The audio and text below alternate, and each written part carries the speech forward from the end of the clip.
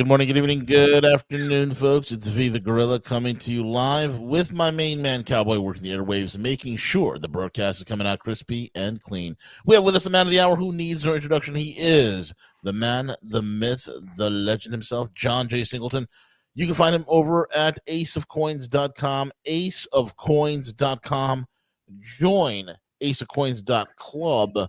Get insider information on how to not only create multiple streams of income, but also to how to protect what you earn and what you keep. How to keep it.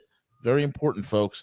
And today we have John with us, and he's going to take us down the gambit of all things that are out the box. That's going to help you big time, especially with divorcing the state of multiple streams of income and asset protection. So with that being said, and also the AI opportunities, John, welcome back, buddy. How are you? Thanks, PJ. Very good. Awesome, man. So where do you want to take us today, man? It's always a school when you're on. The class is in session. I always recommend people listen to the show again. Have your notebook ready. Get your dark roast percolating because class is in session and the professor is here. Well, I'll tell you a story. I guess is the best way to start it.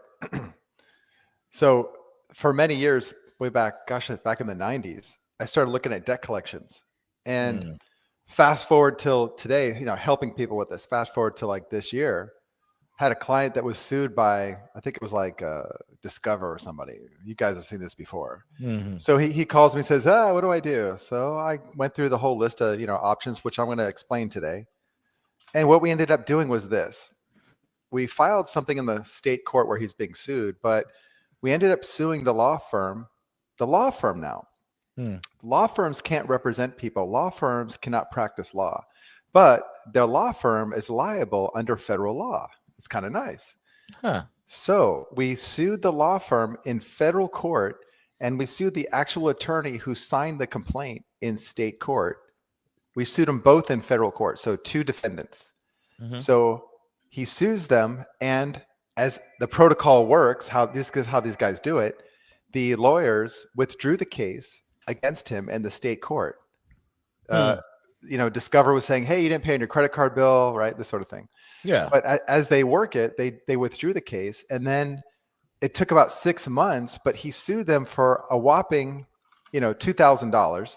But, we could have sued him for more. But I said, what difference does it make? He's laughing. He said, yeah, okay, let's see if we can just beat him. So we sue him for $2,000. In the end, and they're lying. We caught them on something. Okay, this is true for almost every kid. So in the end, 6 months later, when the moment came where the lawyers had to come up with a witness that doesn't exist because they're a bunch of liars, the lawyer said, "Can we settle?" In fact, during the proceeding, the lawyers were complaining that my client was responding too quickly and too comprehensively. And I'll tell you what we did. This makes it fun. So these lawyers don't realize what they're up against. If you're willing to put a little work into this, you can just turn your whole life around and change your attitude about how some of this stuff plays out, because you don't have to be a victim. Sure. I mean, for some reason you can't pay your credit card bill, but that doesn't mean you're some sort of victim that, you have to suffer for decades. Correct. So anyways, in the end, here's their idea of settlement. Now, lots of times the lawyers say, let's settle and we'll pay you half of what you want. I told my client, I said, no.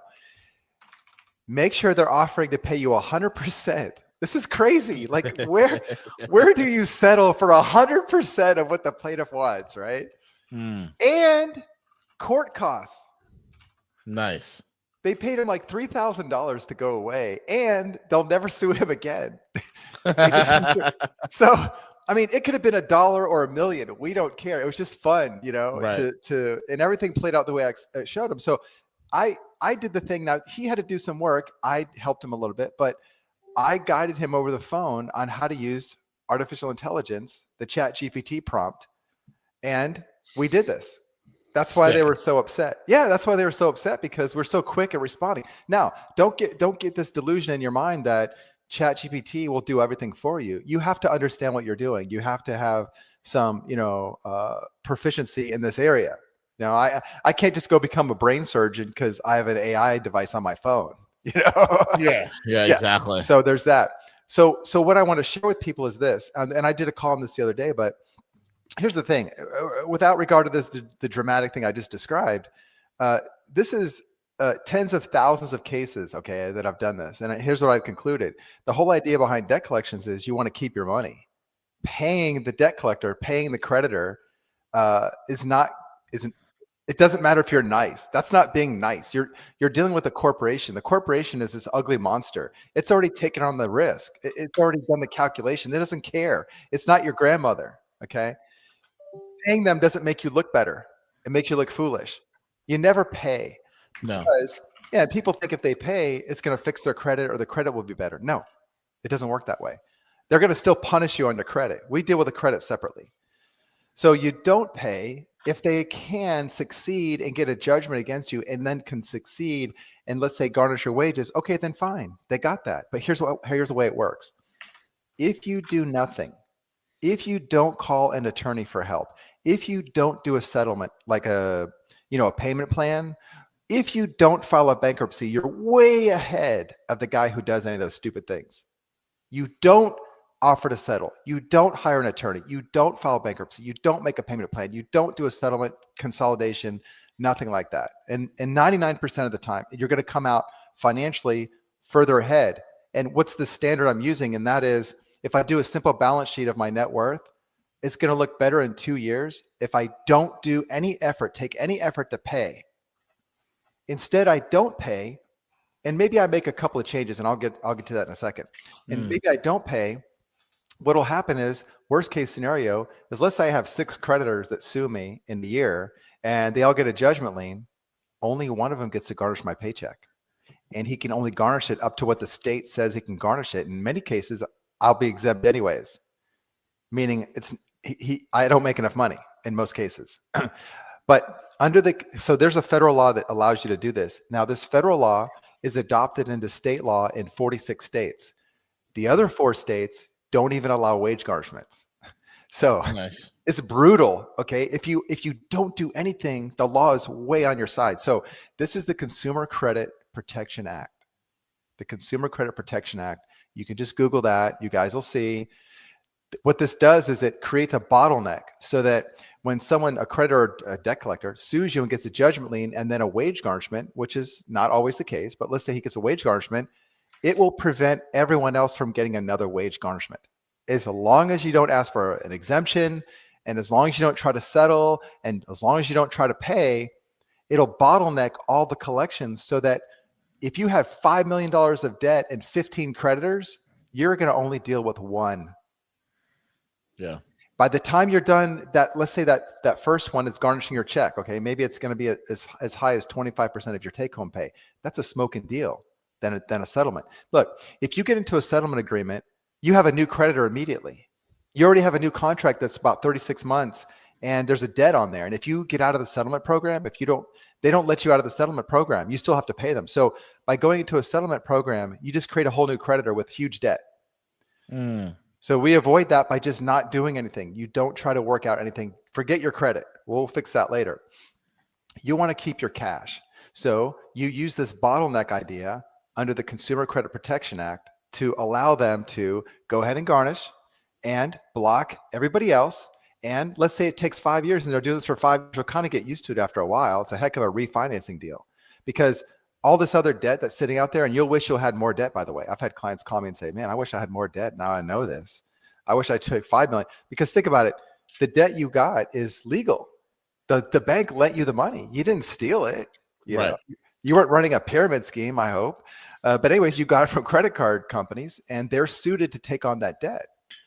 So it'll age all the other collections to a point where they'll expire by the time they even get a chance to be the next in line. You'll only have to deal with 1 or 2 creditors. Does IRS debt also create that bottleneck? It's a different track, but the IRS debt is separate, so it's parallel. So it doesn't prevent the IRS. It doesn't prevent alimony. It doesn't prevent student loan collections, but it prevents any other unsecured debt collection. Gotcha. It's a pretty big swath of your paycheck there. So it's much better to not make a deal. And the states that even don't allow any wage garnishment at all, which doesn't consider IRS, student loan, that sort of thing, are Pennsylvania, let's see, North Carolina, South Carolina, and Texas do not allow wage garnishments. Those 4 states. That's why they don't have a version of the Consumer Credit Protection Act in there. So the other thing is a bad use of capital. So if I pay off a debt early or in a lump sum, I could have done something else with that money possibly. But what it does for the bank, let's say your interest rate is 36%, right?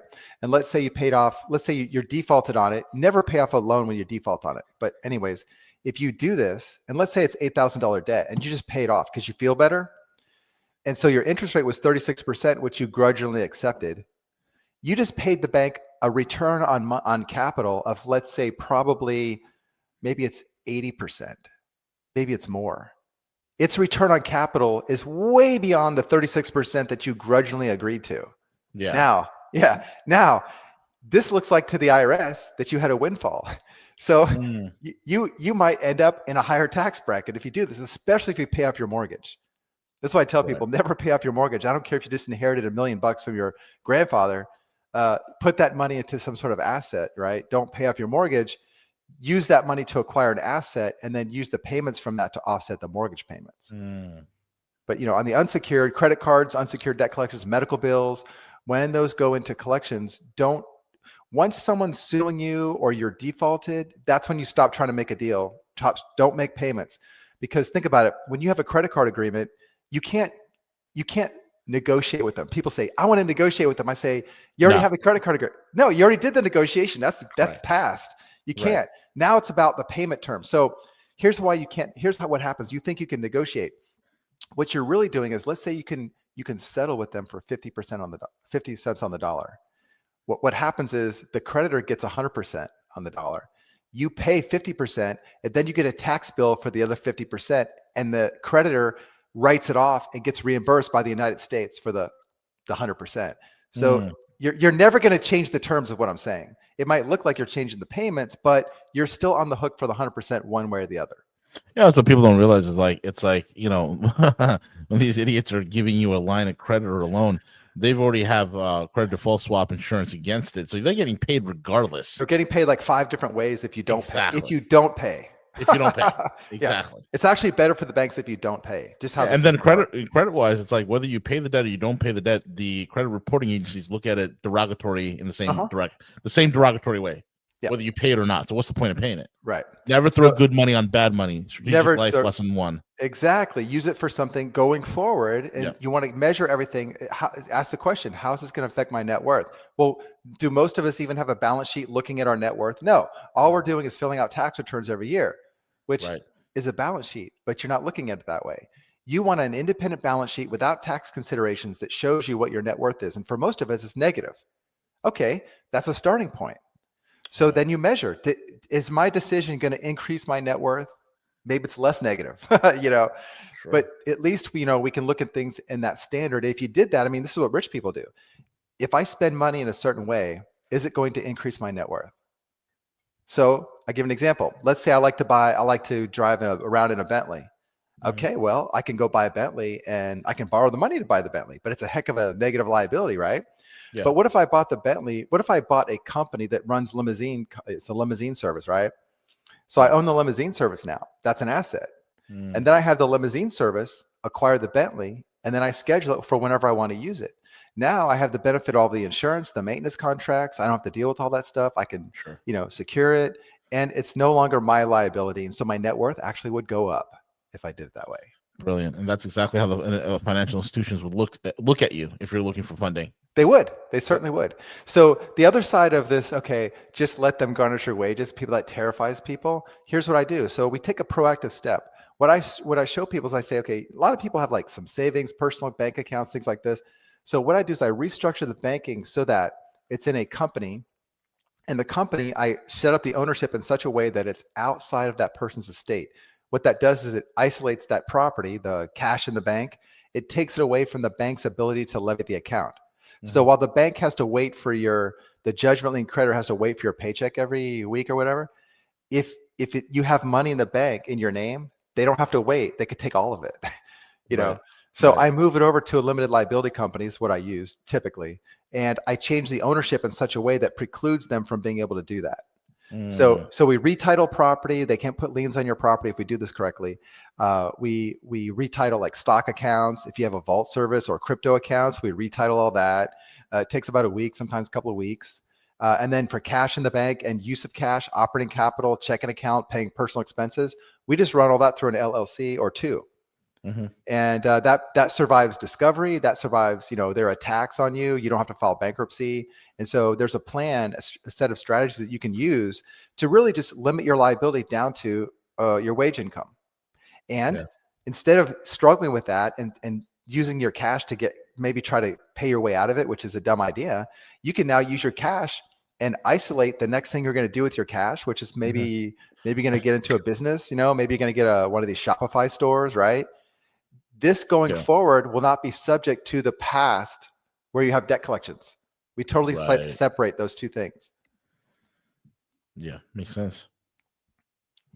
So, I think there's this funny movie with Jim Carrey where, what was it? Oh, it was Liar, Liar, where he was shouting, settle, settle, settle. Remember that? Yeah. So I always think of that. But, when I always tell people, don't settle. Don't settle. It's the opposite of what Jim Carrey was saying there. Don't do that. Keep your money and keep it away, keep it out of reach. And it's legal to do this. It's not for you to pay the creditor. It's for the creditor. It's his obligation to try and get the money. You can't lie to him. Like, you can't file bankruptcy and make false statements, obviously, but you can take it out of his reach. In fact, he can even see that you did that. I was in a case recently where, it was the worst case scenario, which was the court was trying to liquidate this guy in a divorce proceeding, which is another subject we could talk about, but they were trying to liquidate him. So he had like a chunk of money, like $500,000 in cash. And so we set up an LLC with a board of directors. It wasn't just one member LLC. We set it up in such a way that this is alimony now. These guys are ruthless. They will take if they can take. We set this up. We moved money from his personal account, and the judge said, you can't do that. But we did it anyways. We moved it over to this LLC. He's still the signer. He's still an owner, but not the only owner. The other side brought it up, showed the judge all the public documents that we they're all public, showed him the articles and everything. And the judge says, sorry, we can't take this. We can't touch this money. They were so angry because we divested the ownership of the property into a group. And there's nothing the judge can do, because even though the order of the court says you can't move money around, they can't stop you from doing something like that, because maybe it was a plan you already had in place. You're running a business. You're trying to, take care of your family. The judge can't interfere with that at that point. So that's pretty solid. Sick, man. That's awesome. That's how you stick to these idiots. You don't have to be a victim, man. You can just change your property rights. And there's some strategies out there, but understand we have laws on our side. I mean, people don't realize, I'm almost 60. So and Ralph Nader was ahead of me. You look great, John, by the way. Appreciate that. Hey, dude, you look amazing. like you're about my age, and I'm nowhere near that. Appreciate that. So, but Ralph, Ralph, no reason to kiss your ass either. right. John's a maniac. He does these intermittent fasts that go on for like several days, hours. And are you still on the what do you call it? That diet, carnivore diet? I know you did carnivore. I was doing the snake diet before. I never do that. I just fast for 2 days or I thought you were doing carnivore where it was like nothing but meat. No, I don't do that. No, I've never done that. No. I like to eat, man. I like to eat everything. Yeah. I'm on the I lost 20 pounds on the Krispy Kreme diet. You can't do that, actually. You could do 1 meal a day. Heck yeah, man. You could eat two dozen donuts a day. Seriously. I did it. All joking aside, and I'll stop talking after this. I did a 3-day fast, 72. No, was it? I think I stretched it to 4 or 5 days. Wow. The only thing I ate was coconut oil, because just a teaspoon of that kind of staves off the hunger, and I felt great afterwards. Yeah, that'll work. Yeah, I started trying just eating anything, just vegetables and bread or starches, and do that once a day, and I still lose weight. Or sugar. Fasting is the most powerful thing. The autophagy that occurs is just incredible. Yeah, if you just eat 1 meal a day, that's awesome. If you can eat 1 meal every 36 hours, well, you're going to get so many benefits. So, but yeah, and apoptosis, right? It does, yeah. I had gray hair. This is like before I met you, I think, VJ. I had gray hair, and I remember you were heavy set. You had gray hair. I remember. Yeah, I was 100 pounds more, and when I did this fasting, it got rid of all my allergies, and my hair changed back to what it was, when I was in high school. Holy cow, man. It's amazing. So that's remarkable. But yeah, so I remember the days where Ralph Nader was pushing this consumer protection stuff, and that came into Title 15 of the United States Code, which is the Fair Debt Collection Practices Act and all these banking regs. And so thanks to him, we have the Consumer Credit Protection Act. But if you go to a lawyer and you talk to him about your debt situation, he's never going to mention that, because what his advice should be is do nothing. Rely on those limitations, the bottlenecking of the debt collection. Correct. But he won't, if he tells you, obviously he's not going to make any money from you. So he has to scare you. Oh yeah, we got to file bankruptcy. Well, bankruptcy is a payment plan. Correct. It's a payment plan. And it's kind of expensive too. And we could talk about IRS too. I mean, IRS levies, if you get one, like they're going to, like, let's say you have $100,000 in the bank, right? And they levy your account. They're going to take like all of it, right? You'd be surprised. Here's what I do with clients on the phone. They're calling me on the phone. I only ask them, when did you get this notice of levy? What's the date? If it's within 30 days, which usually it is, I quickly on my computer, I type up something, I send it to him by email, and I say, click on this URL and download this form, fill it out, and send it to the address on there. There's 2 forms you send in. They're IRS forms. The bank will release the levy and let you have your money. And the IRS will take the next 2 and 3 months to talk to you about it. It's like getting a second chance. Brilliant. I've seen this in action for several clients. Yeah, it's and the reason why it's there is because the IRS over the years has been so abusive that they were stuck with. Now they have like 2 layers of bureaucracy, and thanks to that, we can do these things. But people don't know this. Lawyers. If you go to a lawyer or a tax lawyers don't know any of this. They're not trained. No, they don't even know. They don't even. It's like asking a medical doctor, "Hey, man, what's the best diet for fat loss and to build?" They have no clue, because a doctor is given 1 semester course in basic nutrition. That's it. They don't know shit. One of my family members is so overweight, and he just has no discipline, and he's just so overweight, and so he's getting sick. He's approaching like almost 300 pounds, wow. And he won't do what I've done. So what am I going to do, right? So he goes to the doctor, and here's the doctor's advice: you shouldn't eat so much salt. Lower your sodium intake, sodium chloride. Oh, that's it. He didn't say stop eating. Yeah. He should have put him in emergency and put him on an IV and took away the food. Exactly. And the thing with blood pressures, nobody knows. Nobody officially, medically, and scientifically, we don't know what causes high blood pressure. But in reality, is with all the research showing, is not sodium chloride. It's actually, as you age, you lose nitric oxide.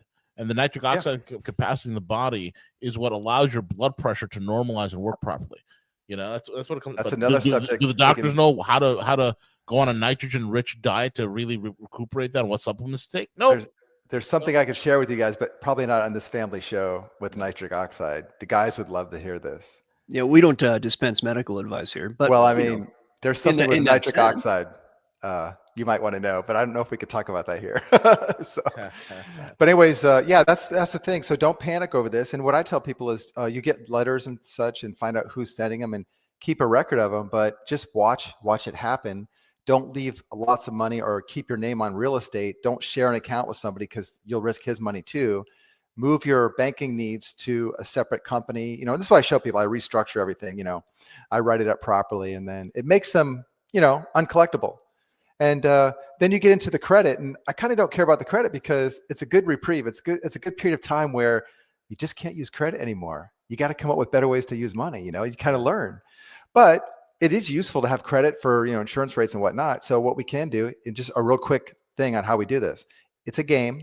It's a scheme. It's a fraudulent scheme, the whole credit system.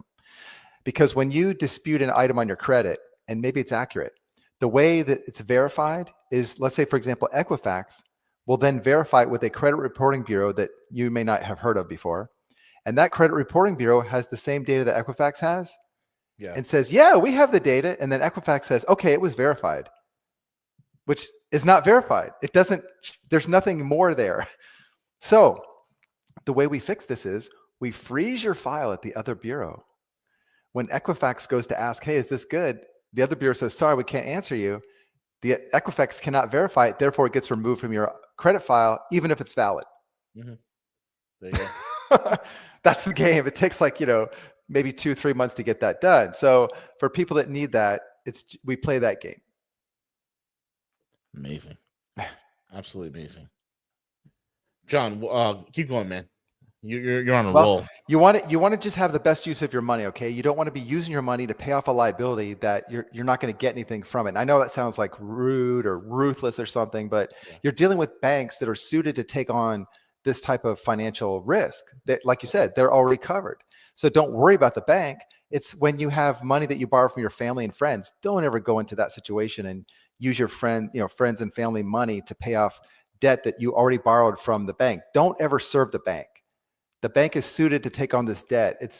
It can write off everything. It's never going to lose. It's never going to lose. And it doesn't serve you to come off your cash and pay because it won't fix your credit. Like, for example, let's say someone gets a judgment lien and a wage garnishment, okay? And then you pay. All you've done is open the door for the next creditor to come in. And 100%. Yeah. And now you're out your cash.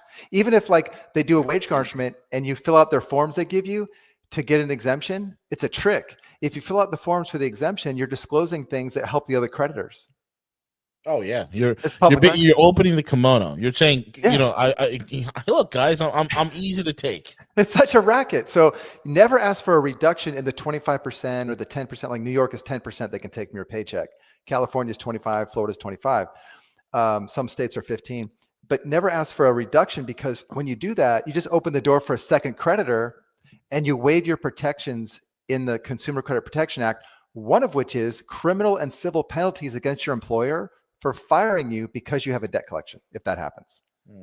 People don't realize this, that there's huge liability against the employer. So you never want to pay, you never want to work out a deal. Just leave them out in the cold, let them do their thing, stay out of their way, and go on with trying to build your net worth. Yeah. Go on with your life. Yeah. And build your wealth.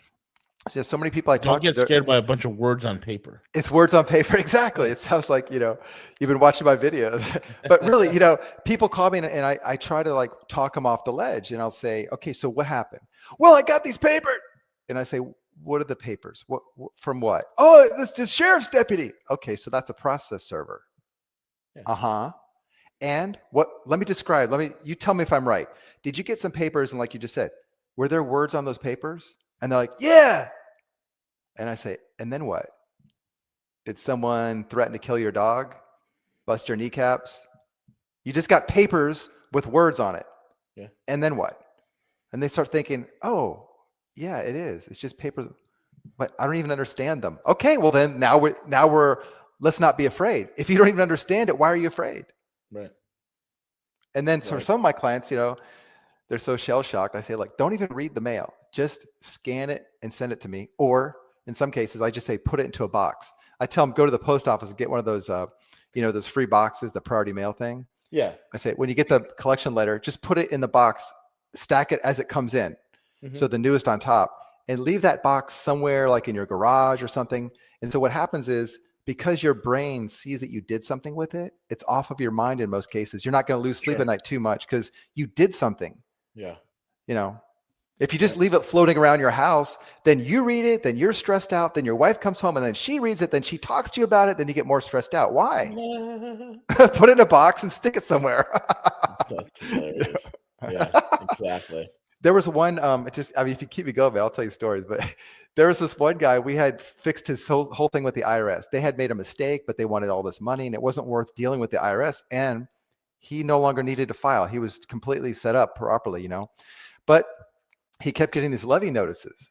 And I said, well, everything's protected. You don't need to do anything. As I know, but he goes, I'm okay with that. But I still get the mail from the IRS, and then my wife reads it, and then she wants to talk about it, and then she's afraid, and then she wants to hire a lawyer. But he already understood that he didn't need to do anything. And I said, okay, then here's what we need to do. Let's tell the IRS that you moved. Mm-hmm. And it's so simple. You just go to the IRS's website, you download his change of address notification form, fill it out. I said, give him an address in some populated city somewhere, an apartment complex, and tell him you move there. And what will happen is all the mail will just go there. Problem solved. It's that simple. Yeah. And the wife doesn't see anything. The wife forgets about it. He's uncollectible. He's going on with his life, That's it, man. It's just go on with your life. Build your net worth. Don't worry about these jokers, man. Yeah. Always measure your use of money by whether or not how it's going to affect your net worth, not how it's going to affect your credit. how it's going to affect your net worth. Yeah. That's what people need to really focus on. Don't worry about all the paper with letters on it. Exactly. Yeah. Papers with words on it. Now, pretty soon we're going to have this AI device. That's pretty slick, man. This is my device where I trained it with my work, and it's got my bias on there. And so someone comes in, subscribes, he gets a lawsuit, feeds it to the AI, and you get me. It says, okay, here's what we do. 1, 2, 3. That's going to be crazy. That's going to be sick. It's going to be sick. Yeah. When is the release date for that, Jim? It should be ready this month. Oh my God. That's what my guy tells me. So we'll see. But we need a brainstorm. We're going to roll this bad boy out. Yeah. So looking forward to it. Yeah. John, what else is on your radar? Well, I don't know. I'm looking at this. Man, this is kind of I've been looking at for years. This biometric data. I think it's what's going on with that? I think maybe it's being connected to our money and maybe CBDCs, something like that around the corner. Yeah, I know it's inevitable, but there's got to be some way to rein in the use of this data. And I know there's like this hungry monster out there wanting all kinds of data, like for your smart meter, from your Wi-Fi. I mean, the Wi-Fi in my neighborhood went out the other day, yesterday, and my neighbors were complaining they couldn't open their garage doors. Stupid people with the Wi-Fi in the garage door. Come on, how ridiculous is that? But yeah, that's the thing I've been looking at is this almost disappearing privacy, because privacy is a necessary aspect of our society. It's a property right. Privacy is a property right. So I think that's the last thing to take from people. They pretty much got to lean on your life, pretty much the whole banking system. And so why not take your privacy? If you don't have that, well then shoot. You don't have anything. At that point, you are basically full-blown chattel. More chattel than you've ever been before. And you can be isolated. You can be sequestered in a techno bubble where your whole life is like your phone. I mean, some people are already like that. Okay, they already think that's okay. I see this as a more and more prominent. Whitney Webb has some really good commentary on this. She's done a lot of research, but I think she's forecasting it correctly. I think that we're if not already, we're approaching a danger zone of the use of our biometric data. Yeah. I mean, you look at the psychopath Keir Starmer, the Prime Minister of the UK, where he says, "Oh, you're not going to get a job unless you have a real ID, a real digital ID." Right. This is how the control starts. It's coming here too. I mean, they're using it. They've already got this in China. You can't even do anything without a phone in China. You don't even have money unless you have a phone. Right. So correct. It's coming here, but they've been testing it. I know here in Florida, when I go to the parks, Universal Studios and Disney World, the parks have been testing the collection and use and storage of your biometric data for about 20 years now. The parks have been perfecting this technology for the government. And then we bring in Bitcoin and all this and the blockchain, and whoa. But John, the Bitcoin's going to set us free, man. Well, that's funny because from what I understand, I think the government of China and Chase Bank using the existing technology, created the blockchain, created Bitcoin. Oh, I know exactly who created it. It's the NSA, bro. Oh yeah, they have to be involved. If you look at the SHA-256 protocol that's in Bitcoin, that's NSA, that's MIT. Right. That's the elliptical encryption, I believe, came from the military. Right. That's old style military. Yeah. Exactly. They put it out there, but as a test? How do you promulgate this unless you can't just say from now on you must have a mobile phone and use it to buy stuff and download apps. So you can't do that because people say F you, I'm not going to do it. No, but you have Apple Pay, Google Pay, right? Zelle, if you make it Cash slick App, and cool, Venmo. and cool. People will like it. People will demand it. And I'll so buy you a pizza. Let's go. The way you start this technology with the military or whomever, these people, you start this technology in a way that can be open source and have all the geeks in the world who would agree to hate the banking system and think that it's a grassroots geek created application, and then continue to build out that whole infrastructure, which is what they did. Right. They created Ethereum and all these other things. Now the government could just come in there and say, okay, we want this now. This coin is going to be legal tender, and here's going to be this regulatory compliance on this coin. And you can now create your own banking facility with a banking license using only cryptographic currency, which is what the Genius Act does. And thereby break down the Genius Act. People think it's so genius and it's going to give us so much freedom. They don't understand it's actually a digital dragnet that's going to be taking them into prison. Break that down for us, John? It's the seed of what they're going to keep on amending it. Now they have the act on the books and they can continue amending it. But what I see right now is the Genius Act at least creates the ability for people that want to introduce a new coin, or they can use a stable coin and make it the currency in a banking facility with a banking license. So that way you can have a banking license without using dollars under the same regulatory framework as a regular bank. And so this again is part of the plan, I think, to save the dollar, because not just the United States needs to save the dollar. I think so many other countries, major countries, need to save the dollar, and this is a way to do it, and also save their own, currencies as well. But the Genius Act is the very beginning stages of allowing people to basically save the dollar by serving their own interests. I think this is what they're doing. Makes sense. And also what the Russians have leaked in terms of the U.S. is going to pump the hell out of the crypto market in order to offload a lot of this $36 trillion debt. They're doing that. Why? Because to save the dollar. Yes. You don't care. Yeah. The cryptos are mopping up the inflation. That's all it is. They will eviscerate the entire crypto industry to save the dollar. They don't give a rat's ass, because the dollar is the actual financial tool that all of this fraud works. Without it, the whole fraud system comes apart. So I think what's been proven in the last 100 or so years that miraculously our currency has survived, what's been proven is that you can increase the longevity of your country's currency if you have military power. If you get, if you have the ability to force other countries to use your dollars, you then can acquire military control over the implementation use of your currency. And who's going to challenge that? That's very difficult to get over. You're going to have to somehow leap ahead of the United States technology to overcome this. It's very difficult. Correct. Absolutely. Yeah. Amazing. John, anything else you want to add? No, I think that's quite heavy stuff, VJ. I mean, I think so, man. I think so. I think you hit it out of the ballpark. All right. Folks, go back and listen to the show. Have your dark roast ready. Take notes. The professor, the one, the only, John Jay Singleton, the nightmare of the shysters in the financial world. The nightmare on K Street. The nightmare on K Street, exactly. John Jay Singleton. John, thank you so much for joining us. Again, folks, you can find John's work over at aceofcoins.com, aceofcoins.com. You can book a consultation with John and also join his exclusive club, aceofcoins.club, where you can get some incredible insights, some never before seen to the public information, data, and how-tos on not only how to create personal income streams, but to protect your assets, to how to deal with creditors, and how to build a strategic life, a life of purpose, and a life with meaning. John, thank you so much, buddy. Appreciate it. Thank you, VJ. Appreciate it. Cheers.